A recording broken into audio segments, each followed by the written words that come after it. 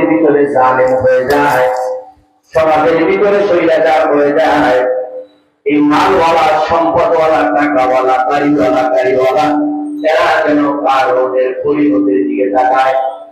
এই সম্পদটাকে রক্ষা করতে পারে নাই, কারণ সমস্ত সম্পদ দিয়ে দুনিয়ার জমিন থেকে ধ্বংস হয়ে গেল, এখনো পর্যন্ত মাটির নিচে যাচ্ছে, কিয়ামত পর্যন্ত মাটির নিচে যেতে থাকবে।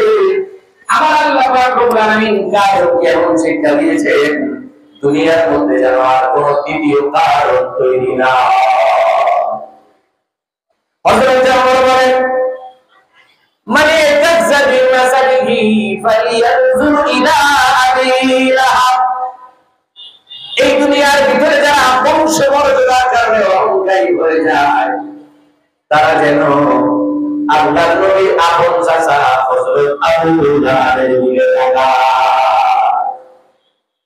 কুরাইশ বংশের মানুষ, অত্যন্ত সুদর্শন মানুষ, আল্লাহর নবীর দুটো নেতার সন্তানের কাছে বিয়ে শাদী দিয়েছিলেন। আমার ভাই অহংকার করেছে, আল্লাহ পাক রব্বুল আলামিন এমন পরিণতি করেছে, আমরা অনেকেই সূরাটা পাঁচ ওয়াক্ত নামাজের মধ্যে পড়ে থাকি, তাবাতিয়ালা আবি লাহাবিন ওয়া তাব। বংশ গৌরবটাকে রক্ষা করতে পারে না, কিয়ামত পর্যন্ত মানুষের অভিশাপ চলতেই থাকবে। এই জন্য আমার ভাইরা, রাষ্ট্রের কারণে, অর্থের কারণে, বংশের কারণে অহংকারী হওয়া যাবে না। আজকের আশুরা থেকে আমাদের শিক্ষা গ্রহণ করা চাই, কিয়ামতের ময়দানে যে কোনো মূল্যে হযরত হুসাইন রাদিয়াল্লাহু আনহু কাতারি আমাকে দাঁড়াতে হবে, ঠিক কিনা বলেন? এই জন্য হুসাইনি আদর্শ বাস্তবায়নের জন্যই কিন্তু আজকের মাহফিল।